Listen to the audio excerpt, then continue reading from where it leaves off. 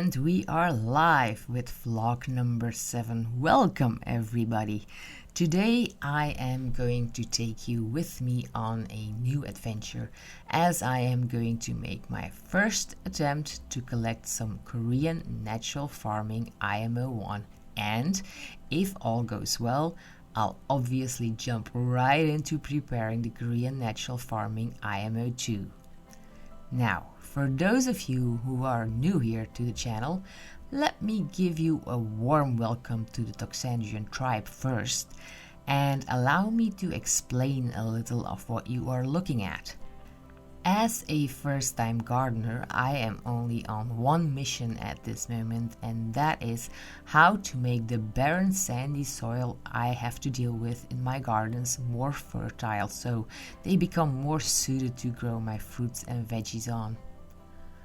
Although my first summer of gardening wasn't a complete disaster, it did make me very aware of the fact that I have to find a way to turn this barren sand into fertile living soil. Yes, I already do use homemade compost from my kitchen scraps, but it just doesn't seem enough. So, in my search to upgrade the fertility rate of my sandy soil, and with that hopefully create a more luscious garden with higher yields and less pest damage, I bumped into two different approaches on doing just that. The first approach I looked into was biodynamic gardening, created somewhere in the 1920s by Mr. Rudolf Steiner. And the second approach that caught my eye was the Korean Natural Farming method, developed in the 1960s by Master Cho. Both of these soil enhancing methods appealed to me so much, but both because of very different reasons, as I explained all that already in vlog number 4, of which I will put a link to right at the end of this video in case you missed it. So, me being the indecisive creature that I am, and me also being the experimental nature creature that I am, decided to redo my gardens and chicken coops from scratch and set them all up like one big experiment.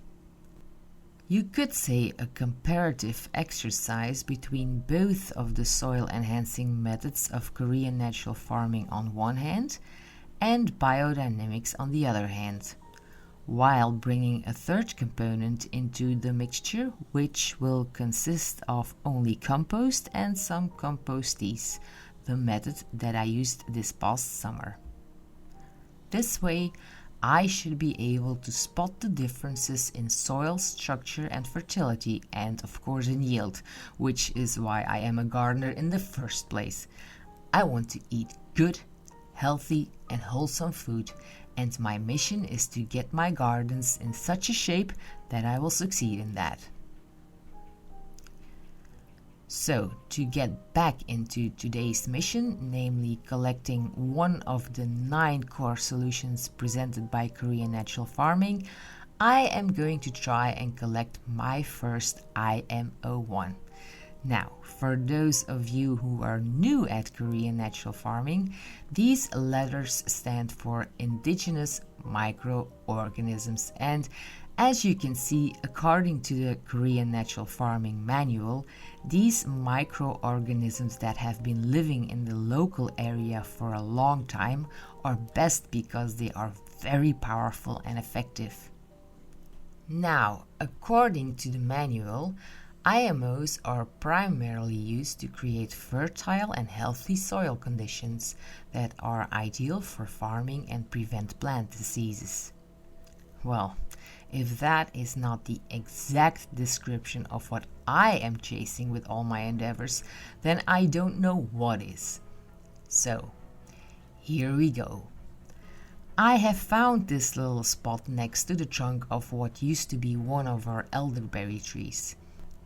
Now, before you get all upset of us cutting down a tree here, first, it was a volunteer, so it wasn't growing in what one would mark as the most convenient place, and second, we still have another elderberry tree, also a volunteer if I might add, And yes, the same fate awaits that tree also, but not before I will get enough cuttings from it that we eventually will plant in each and every newly built chicken coop next spring. As we realized the past summer that trees do act as a natural air conditioning during the hottest days. But you can watch all that in our video Natural Airco inside the chicken coop. I'll make sure to put a link to this video as well at the end of this one.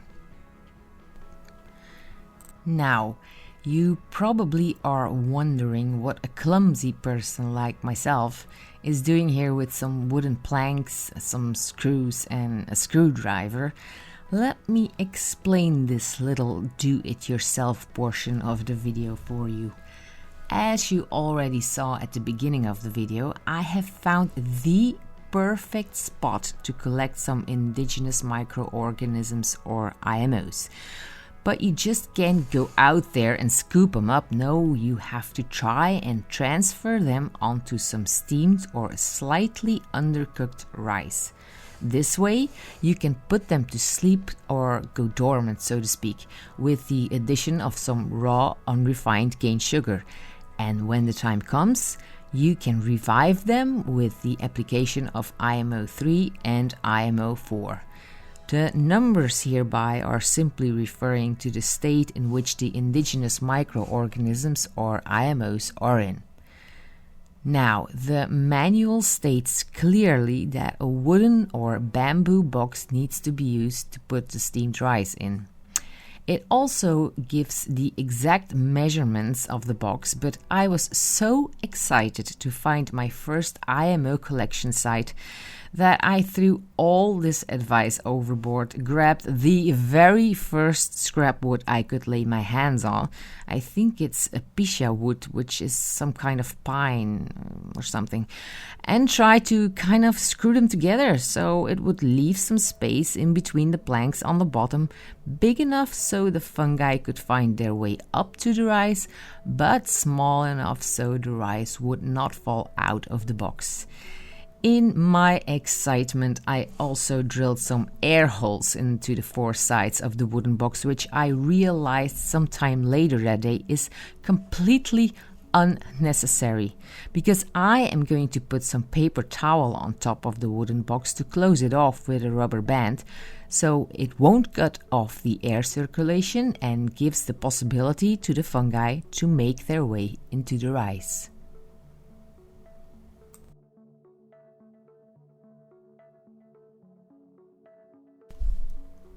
Now, you don't want to push the rice down. It's best to leave it with as much air pockets as possible in between the rice grains, so the fungi have a lot of space to settle themselves. But you do want to make sure that the bottom of the box is covered. The rice also should not take more than 1/3 of the box, so there is plenty of room for air circulation above the layer of rice.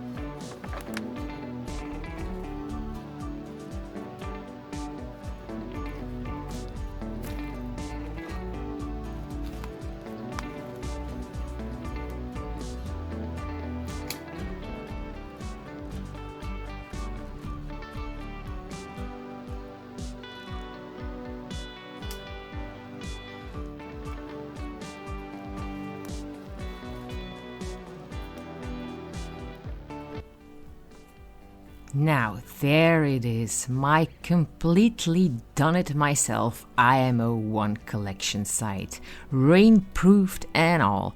So you would think that's all, but no, I forgot some small details, one of which I settled straight the very next day. Namely, I forgot to put some of the IMOs on top of the paper towel. So I straightened that minor flaw immediately the next day.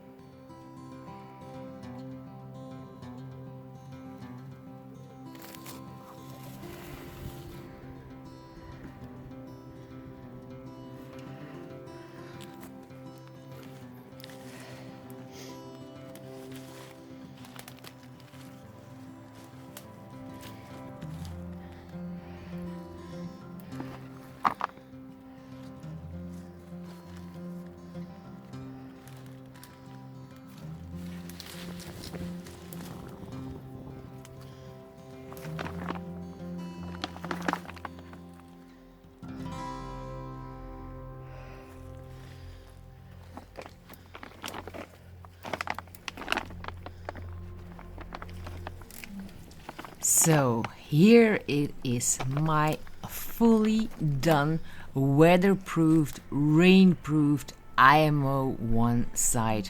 I have put so much love and labor into it. What possibly could go wrong at this point, right? Well, why don't I show you?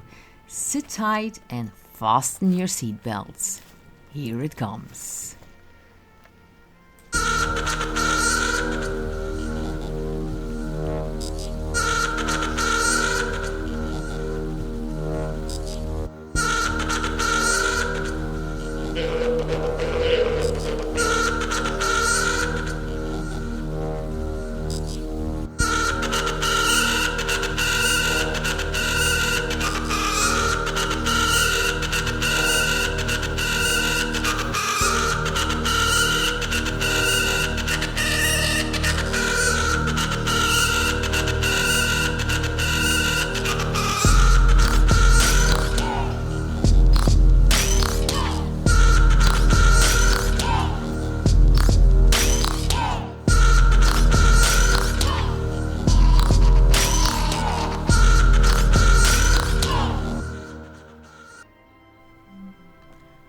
Well, I suppose I should be happy at this point. Two reasons for this optimism. First, lesson learned. Well, not really, but you'll figure that out in the next video. So if you haven't already subscribed to the channel, now might be a time to do so. So, there are rats at work, and that's something to keep in mind when I set up my second IMO1 collection site. And the second reason to be happy about all this mayhem is that at least the rat didn't devour all the rice, so there still was enough left in the wooden box for the fungi to nest into. So now I am going to take this box as fast as I can to the table so I can start to transfer some of this rice that has the most white fungi on it into a clean glass jar. And then I will put an equal amount in weight of unrefined brown cane sugar with it and start to mix it by hand.